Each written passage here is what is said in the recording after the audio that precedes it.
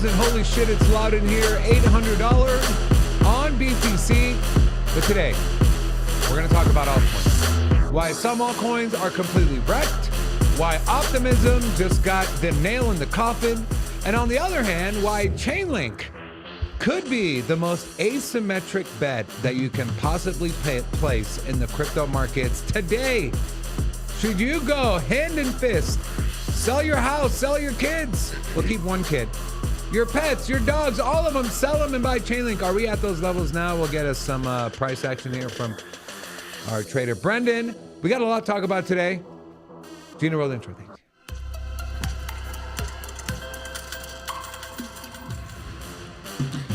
Hola! It's your boy, Big Rob. I'm back. Welcome to Sin City Crypto, home of the We Do It Better crypto channel. Who do we do it better than? Well, name a channel, done, executed. That's what we do. Bitcoin, $66,666.66. Helicopter. Hello, helicopter painter. He said, morning, guys. Good morning. Also, Steve said, does David have really nice hair? Hell yeah. I got a full head of hair. No bald spots. You got a full head of hair too, actually. My brother was just at my house. He's 7 years younger. I'm like, bro, just shave your head. His hairline is like, I'm like, just shave it, bro. What are you doing? You're holding on by a thread here, my friend.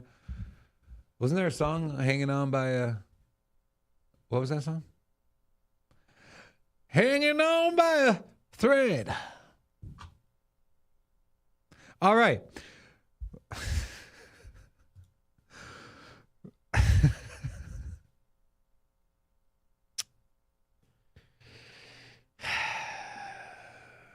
Today's show is brought to you by Steak. Thank you, Steak.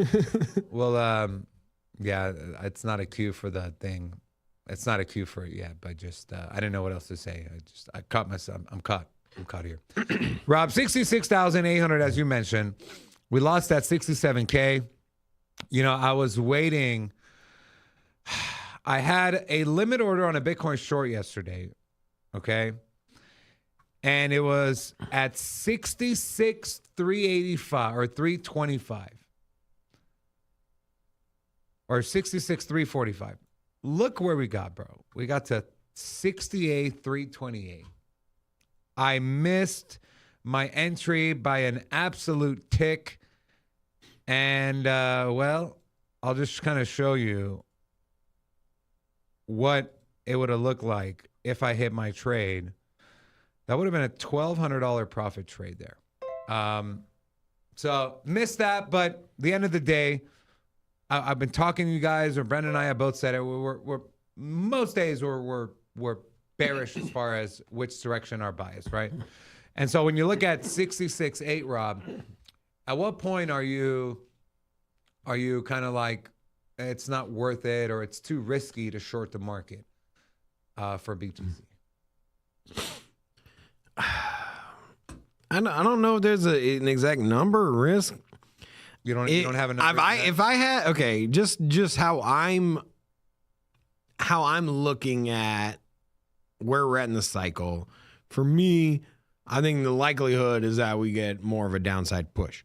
Now, during the when you have a top is in cycle on Bitcoin and you're on the backside and you're trying to find a bottom, there's always rallies. So, you know, take your shorts into consideration and maybe have a very loose stop loss, right? I mean, if you have a stop loss at, say, like 80,000, I know you're not going to get as much leverage there. You're probably going to have a 3 or 4x. But, you know, if you put a stop loss above, say, 80,000, I think that's a great strategy. That would be my kind of trading style. It's obviously going to be a more of a macro trade. You know, you're going to lock up your money long term. But if I was going to do a short, I'd feel pretty confident going that direction. Outside of that, these bounces are gnarly, bro. I mean, we went from earlier this month, we went from 63,000 up to 71.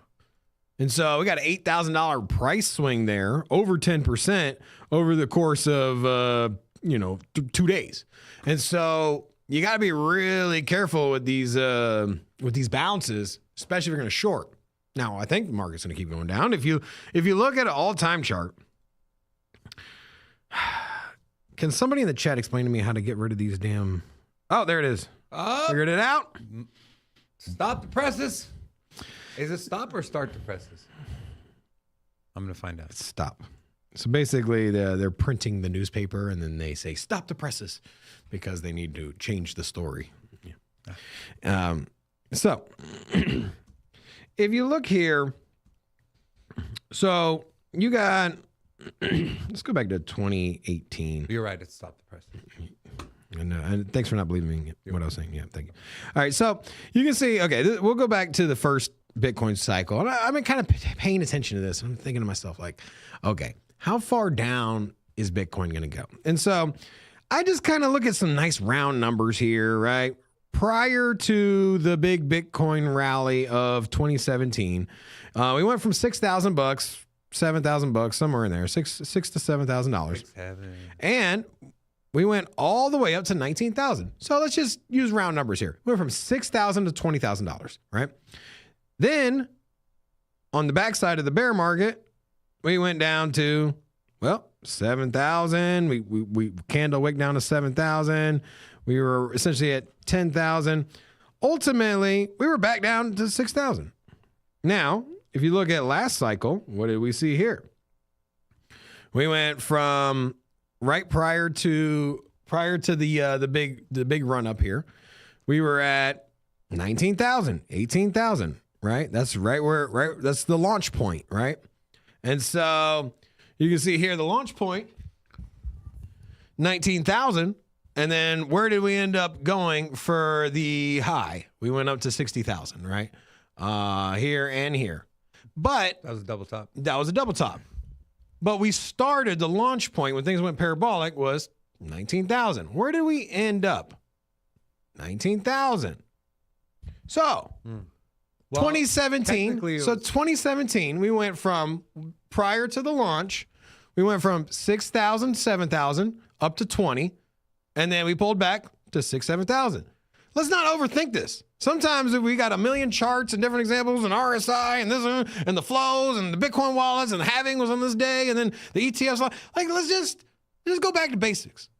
Prior to the launch, now we accumulated up to this. And so prior to getting to 19,000, we were trading at 10. I'm not saying 19,000 was the bottom. But if you look where we're at now, and you'll say, hey, we could sit here and be like, well, the bear market is 27,000. We're not going to 27,000. That's not what I'm saying. But where was the launch? Where did we launch off of? Right before the parabolic go. 42,000. And so I don't think that this is any different. That's interesting. I think that our pre-bull market rally, that price is probably where we'll go back down to. Now, could we catch a double top like you just mentioned off of the previous one?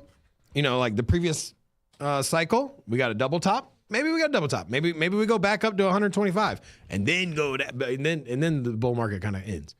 That I'm not sure, but I just kind of look at it from the most basic principle. What happened the last two cycles? What was the price before we got into the bull market? Because if that was the top, which seems to be, then what is the target for the bottom? I would say the launch point.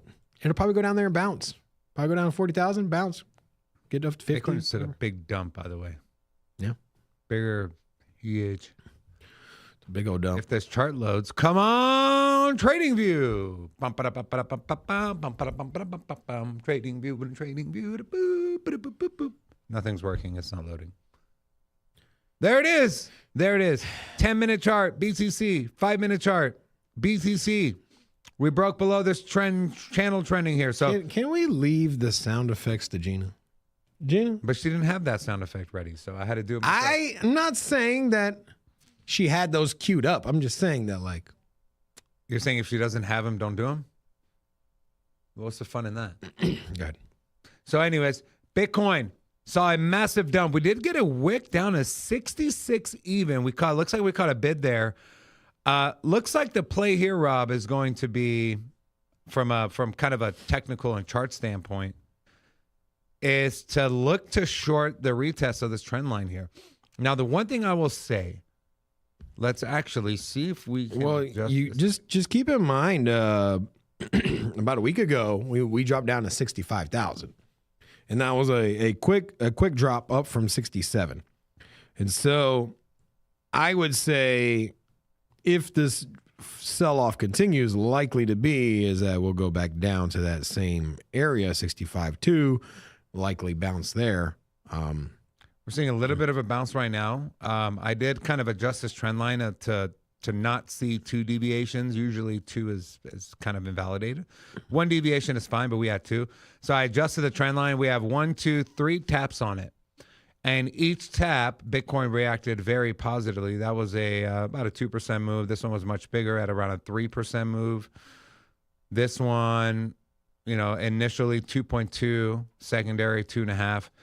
And so expecting a bounce here. It's on the 15 minutes, so keep that in mind. If we go zoom into the hour, why is TradingView lagging so much today? On the hour, this is a clear falling channel, which this eventually should break to the upside. But I guess, actually, I take it back. Maybe the play here is to get into a long here on a bounce. What do you think about that? 65.873. Look to long this, bounce it up to 67.1.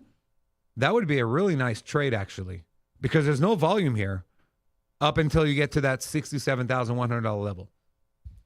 And so this is something that Brendan and I will kind of dive into more detail in the trading show right after the live, so come join us there. But yeah, I mean, we're seeing a little bit of recovery, 66.5 for Bitcoin. A lot of volatility. I do want to move off of Bitcoin and kind of link the topics. I was really trying to find a good segue to Chainlink. But here, we're going to talk about Chainlink, okay? This is the guy from the DTCC. 2.5 quadrillion transactions. I think it's every day or every week or every month. It's a lot. The largest clearinghouse in the world. Take a listen to what he had to say and how it relates to Chainlink. One of the most important aspects of interoperability is the ability to move value freely between blockchain networks and to move data freely between blockchain networks. This is, ultimately, we know there's not going to be one blockchain network. There can't be one blockchain network due to a physics problem. The blockchain trilemma, no one blockchain network can handle all the world's transactions. So there will be many, which means that the movement of value and the movement of data between these networks is of paramount importance. DTCC works with technology vendors like Chainlink's CCIP or Layer 0 and others on the means by which we establish standards for the capture and movement of data and value between blockchain networks, and the way that we make this efficient and easy for our clients. While we partner with many technology companies in the blockchain space, and there are many exciting vendors like Chainlink, Layer 0, Onera, and many others, DTCC is very careful to not build a single dependency on any one blockchain network or any one technology vendor as we execute. This is part of our overall resilience, or frankly, any one cloud provider for that matter. You catch that? It's like a boring HR video. So yeah, the guy needs Like he needs a little more energy for sure. one of those orientation videos. Somebody give that man a shot of B12 right in the Our bright culture butt here at Chainlink is to facilitate transactions. Why did he look like he was on the verge of tears, by the way? Go back and look at him. He looks like he was crying. You think he was held at gunpoint? Look at him. Maybe he had a bad day. Maybe he ate a jalapeno. Look at his eyes. They're so red. He probably ate a jalapeno and forgot, and then he tried to rub his eyes. If I were to guess, Wow, that's it right there. Yeah. You think so? Me too, Yeah, right? yeah. So cool. So he said two things. One blockchain is not going to have all of the transactions. This is not possible. He mentioned two specific crypto projects. The latter part, he mentioned the third one, which was Monero. Weird. He mentioned Chainlink and Layer 0. Now, there's been a lot of hype around Layer 0, but he talked about the value is going to be how money moves from each of these blockchains and is interconnected. When you think about that, there's really one project that comes to mind, at least for me, which is Chainlink. You have other piece of news here. Robinhood has partnered with Chainlink as the Oracle platform for the Robinhood chain. As the world's largest retail brokerage platform, Robinhood is accelerating the tokenization of equities. Chainlink's data, interoperability, and compliance standards accelerate this mission. You also had this piece of news last week, or about 10 days ago. Polymarket. You've seen this everywhere, Rob. 5-minute crypto markets, right? You see all these stories. I created a bot and it made from $5 to $500,000 on the 5-minute markets on Polymarket. Anyways, a lot of volume, and Chainlink is powering that. This expands on the success of Polymarket's 15-minute markets, both secured by Chainlink data streams across hundreds of crypto pairs. You also have this as well. This is posted by Arca. Yesterday alone, these companies, they reported exposure to Chainlink via ETFs. Citadel, $66 billion. Susquehanna, not Husqvarna, which is the company that does the machine tools, but Susquehanna, they have 870. Holy shit, is that right? Susquehanna has 874 billion assets in That's America. the first time I've even heard of the company. Me too, but this is big. And then you look at me, you say, is that right? Well, I don't know. Maybe you know. Tower Research, 3.6. And then RBC. What is RBC? You know what RBC is? Arby's sandwich? No. Arby's Les sauce. Français, la République du Kazakhstan. So they're at 1.3 trillion, and they all have reported exposure to Chainlink. And I think that was all I had on Chainlink. So with that being said, I'm going to throw it over to Brendan. Brendan, Chainlink, from a price action standpoint, this cycle, it didn't really excite people. It didn't grab new traders. But without a shadow of a doubt, it's got the most integrations. It's got the most news. It's got the most massive partnerships. What is a level that the people watching, the people that voted yes on its Chainlink undervalued, what is one level they should set an alert on their chart that if this alert goes ding, ding, ding, ding, ding, they should sell everything they have, including their one underwear they had, which was what? What color did you say it was white? Their one underwear, sell it all and buy Chainlink. What is that one level? Also, shout out to Kyle said Royal Bank of Canada. Thank you very much. Brendan, take it away. Thank you. Yeah, so this level right here, we're actually in it. So this blue box right here, the top of it is 8.034. The bottom of this level is 5.090. We've tapped this level so many times, and every single time that we've gotten into this level, even in this choppy period right here, we didn't break below. We had a wick down right here, but candle closure above. This is on the daily chart. And then we ended up moving out. These are like 100% moves, 200% moves. Like this move from bottom to top is 216%. And then this move from the wick low right here is 276%. And so all of these moves have been huge. Even since the open of the coin, we came down, went to this level, and then we moved out. Even on October 10th, I'm pretty sure this is the October 10th candle came into this zone and didn't push out of it. So right now we're actually in that zone, or we were in that zone. We're pushing out of it. I think we'll get one more retest, one more tap of the zone, or a couple more maybe, and then see a move out. But I think that this is the lowest support zone that we're going to be through. This is the lowest zone of support that Chainlink has at all. And so ultimately, I think that this is where we're going to see a bounce to the upside. I don't think that we'll break through this level. I think that we'll take this, maybe retrace a couple times, maybe even make I don't know what this would be, 30%, 20% move to the upside, and then move back to the downside. Oh, should I move that? But that's what my opinion is on Chainlink. So what's the lower end of that range? 5.060. So $5. Okay. Before I get Rob's take, I do want to give a big thank you. Today's show is brought to you by stake.us. If you are in the USA and you want to have some fun, play some games, win some free stake cash, look no further than the #1 social casino in the world, which is stake.us. Create an account using our link to get some freebies. Also, once you're in there, make sure to claim your daily stake cash for free. Rob, all things considered, Is Chainlink right now for you the most undervalued altcoin in the entire space, all things considered? No. No. Okay. Name me 2 altcoins that are more undervalued than Chainlink. Solana. Okay. So Solana is sitting at 47 billion in market cap. Chainlink is sitting at 6.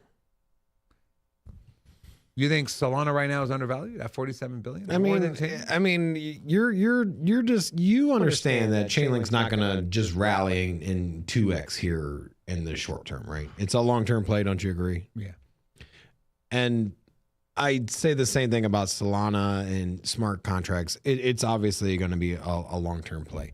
But I think the capture for Solana is a lot wider than with Chainlink. Chainlink is about partnerships and institutions and governments. And I'm not discounting that, but I'm just saying that from purchasing the token for price go up because a lot of it got bought up on order books.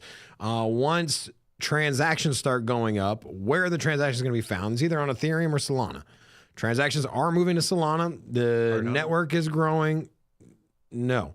And Solana is deeply undervalued currently. I mean, once the market starts to take off, don't you think that $200 Solana just makes sense? Yeah. What the fuck? What? Mr. Zephyro said, can someone explain why Link? Oh, he's talking about the token. I thought I was talking about the... That's kind of my point. Well, is that... I'll tell you why the token has to exist, right? The token has to exist. I guess you can say with the oracles, okay. But at the end of the day, it's a proof of stake network, okay? Second, the big deal is with the CCIP protocol, right? The Link token becomes a universal gas token. So if it goes if you're trying to go from an Ethereum to a Solana blockchain, you pay an ETH, it gets converted to Link in the center, and then it rolls out Solana. But that's why you would need But it's not far off of what I'm trying to say here. Is that long term, both are going to be valuable to the crypto ecosystem, right? I think that ultimately, DeFi will either exist on Solana or on Ethereum with majority of the transactions. I'm not going to say those are going to be the only 2 blockchains, but I'm just saying that I would say that the lion's share are going to be divided up between those 2. I think that Solana is just a lot more growth is happening there versus Ethereum. Now, Ethereum might still have the lion's share of DeFi currently, but it's also dwindling in size in comparison to what it used to have as far as market cap. Solana is gaining on Ethereum quickly. And I do think that it's going to flip Ethereum eventually, both in market cap and in also TVL and transactions.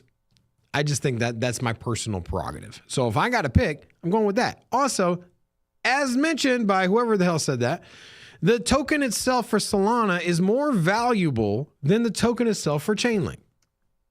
You got governance and staking. Cool. I'm not saying that there's no point in Chainlink. I'm not saying that you don't need to buy it. I'm just saying that like apples to apples or oranges and apples, whatever fruit you want to throw at it, Solana, you just need more of it to do stuff. And people are going to buy it when the network starts to tick up in transactions. So ultimately, you're asking me what's the most undervalued? It's Solana by a mile. And it also has retail interest. So what's going to happen once crypto starts to take off, right? People are going to buy the crap out of Solana, whatever DeFi thing's going on there, whatever AI agents decide, like whatever the hell is going on in crypto, TVL starts going up, transactions start going up. You're going to need more Solana. People are going to buy Solana right off the order books, and it's going to make the price go up. What happens if the United States Treasury Department needs more Chainlink to facilitate their blockchain? What are they? Just data, right? Because there's like 8 blockchains that they're using to store data on a blockchain. They're just going to buy the token directly from an exchange or perhaps some foundation wallet, and it's going to be OTC sale. It's not like a large company is going to come onto the scene and buy a bunch of Chainlink off of Binance order books. No. So my first poll, I close it. Is Chainlink undervalued? 72% of you said yes. Second poll, which altcoin is more undervalued? Is it Solana at 46 billion or Chainlink at 6? So I'm curious to see how the votes are going to come in on this one. I do want to talk about this. Was posted by Coin Bureau. Altcoin sell pressure just at a 5-year extreme. For 13 straight months, altcoins have seen continuous net selling on centralized exchange spot markets. Retail is largely out, smart money has rotated, and there's still no clear sign of institutional accumulation. It goes on to say this isn't just a dip. Look at this, Rob. This is a pretty insane chart going all the way back to 2020. Look at that. This is the 2000.com bubble that popped, and internet-based companies that just came out of the woodworks, or companies that came out of the woodworks to say, hey, we're an internet company. And, you know, you provide tractor supplies at your local small mom and pop store in a little town, right? All of a sudden you got a website, and all of a sudden you went publicly traded, and everybody's like, hey, man, this is the one. It's the same in crypto, man. Everybody that had a computer and a 22-year-old nephew that knows how to code came up and launched their own blockchain. And one by one, they're starting to fail. Why? Because they're not relevant. The same thing happened in 2000. In 2000, there was thousands of companies that said, hey, we're an internet-based company. And ultimately, they weren't ready. They weren't there to deliver. And they were just there to kind of like make a splash in the water because internet was a new hot thing. Ultimately, we're not saying that the internet sucked, obviously. Like, majority of the top 10 companies are internet based. So obviously it was a reality. And we know that crypto is going to supplant traditional finance, and it's going to supplant other technology. Blockchain is here to stay. We're not discounting that. But there's a lot of pretenders that jumped into the pool to make quick money. And so when you see that, hey, we had a 13-month decline, it's because for 13 months, nobody's delivered shit. We got 10,000 transactions. With who? Where did your transactions go? Well, I sent my native token to my cousin, and then he sent it back to me. And then I had a bot do it 5 more times. Like that's what we've seen so far.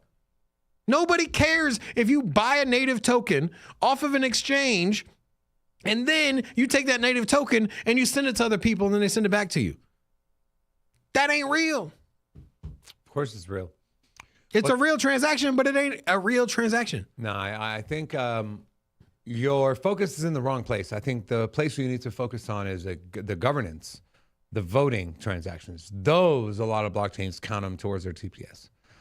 But like even then, proposals, those ones shouldn't count. But what I'm saying is that in the last 13 months, if you say, why did we have 13 straight months of decline? Why ultimately since 2020 has the altcoin market just done nothing but sell down? It's the same shit that happened in 2000. There's just so many pretenders that came in for quick grab, and these things are just going to zero. Same thing happened in 2000. Everyone was excited about internet. Same thing happened here. Everyone's excited about crypto.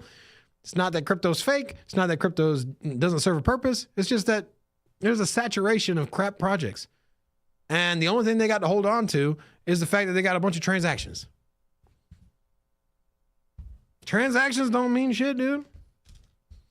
Now, that's why I'm focusing on the big boys, the blockchains that have the transactions. And then from there, identifying the small little micro caps that are inside those ecosystems. And that's where you're going to make your money. You just said you don't focus on transactions, but then you say you focus on the big boys because they have transactions. Yeah. They have the real transactions. That's my whole point. That's my whole point. I don't care about the ones that move, like you said, governance and sending this token. Where's the stable coins at? Where's the DeFi at? Where are the AI bots buying and selling? I think the AI bots are going to be the ones that I think they're going to be the next retail. As weird as that sounds, I think that AI agents will be the next retail. I think you're going to have a swarm of AI agents. Because if you think about it this way, if you were to do a thought experiment, and you said, hey, if AI agents replace a lot of the world, right? And AI agents have been hot, not just now. I mean, now you got the Claude bot and all this other stuff. But if AI agents multiply by a factor of 1,000 and they're just everywhere, how are you going to pay an agent? I'm just curious. How are agents going to make money? They're not. They don't need the money because they don't spend it. Where are they going to go buy themselves a purse?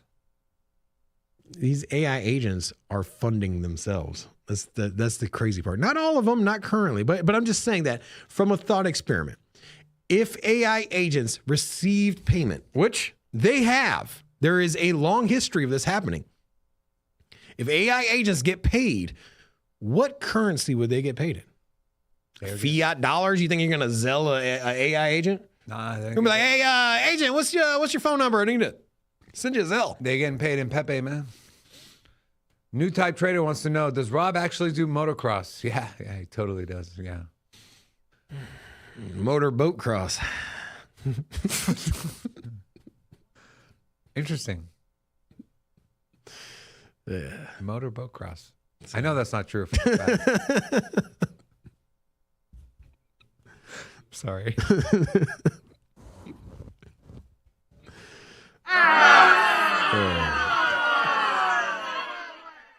Those of you that know. Okay.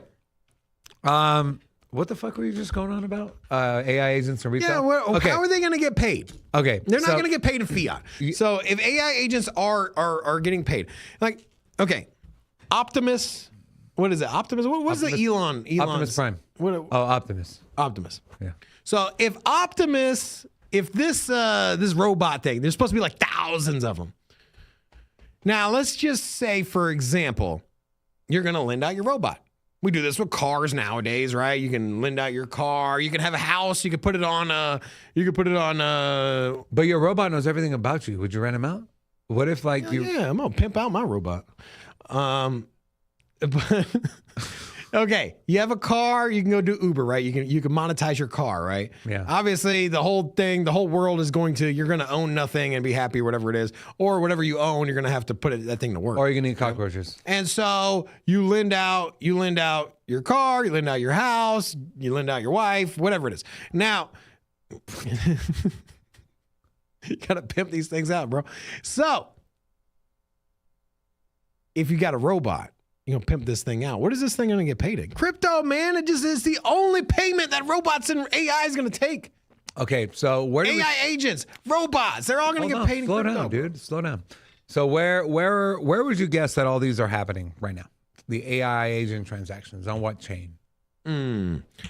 That is the $1 million question. When you figure out where the agents are going to get paid, where all those transactions are going to be, once you know that, then you pretty much, because as I said at the beginning of this really long monologue, was that AI agents are the next retail. Would you say? And I think that they are going to buy so much tokens. They're going to transact with so many millions of transactions. They're going to contribute to so many fees that those AI agents will, quote unquote, be the next retail pump. So I see Solana in there. Yeah. But would you say Base is another one? Yeah. I mean, if I would have started off by saying Solana, if I believe that. I think that Solana is the front runner. I think that Solana currently is more likely the winner of a AI ecosystem payment network. I think that it has the speed, capability, low transactions. It has the DeFi, it has the stable coins. It has a network across the globe. It has users everywhere. It has regulatory approval in the U.S., which is very important for financial networks, also in the EU. And so it seems like a no-brainer. However, I do like the Base. I do like Base. However, Base not really doing tether, and if you got AI, you're going international. Wait. I'm not saying it doesn't exist. There's news. Hold on. That might be changing. Take a look at this. Base is leaving the Optimism superchain to build their own stack. I saw that news, man. Citing a need for a unified Base operated stack. And so look at this. This is a blow to optimism. Not a good kind of blow either. OP Collective just lost 94% of its fee revenue sharing. Rob, 94%. Base was paying around 13.15 ETH a day versus every other Optimism Superchain participant was paying 0.84 ETH a day. Combined. So Base was like 15x that of everyone else on Optimism, and they are leaving. In return, Base received 118 million Optimism tokens over 6 years. And then take a look, Optimism down on the day. Now, everything is down on the day, but Optimism down 7% on the day. Rob, seeing these numbers, if someone still has exposure to Optimism, should they be selling their bag right now and getting out? Yep. This is a brutal blow right here, man. I mean, it's probably not the best time to sell because it just sold off, but I can see a scenario where you just keep selling off 5% every week or 5% every month or every 2 weeks, whatever it is.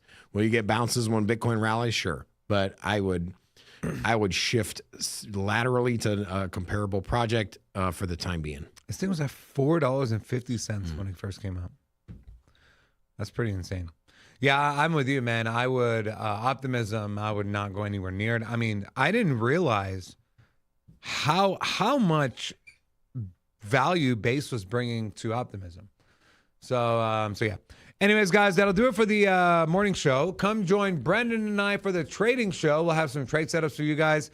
I am eyeing a Bitcoin trade. I'll tell you which way I'm rolling. We'll start that in about 15 minutes. And so all you got to do is stay in the chat. You'll be automatically redirected to the trading show. Rob, anything else before we sign off? A1 Rising said, energy will be the AI agent's currency. I agree with you. But they're going to buy and sell that energy with stablecoins. They're going to buy it with the Iranian rial. Yeah. Anyways, Gina, roll the outro. Thank you all very much. Make sure you are subscribed to the channel. We love you. We'll see you in 15 minutes. Cash is cool, yeah. Sin City, crypto. Everybody know we here for entertainment and info. Gonna show you how to get that big dough. So every day stay tapped in for big facts, no capping. With Bitcoin, if you're in, then you win. We divide the pie with no fraction. It's Big Rob, David. I split the game, but they gave it. Name the coin that's your favorite. I got dry powder, why save it? To the OGs, new beginners. Special shout out to the well members. Buy the dip, sell winners. Ain't really nothing you can tell sinners. Tune in for the latest new flavors. They gonna teach us mean coins. They polarizing like barbecue chicken pizzas. I laugh with a major grin. Laggers, we trade them in. Baddies, they came to sin. And sinners gon' play to win. Screaming hola till my bags are flowing over. Hold ya to the moon, then to the solar. Won't I? Don't be letting FOMO control ya. It's over when the finger tornado close ya.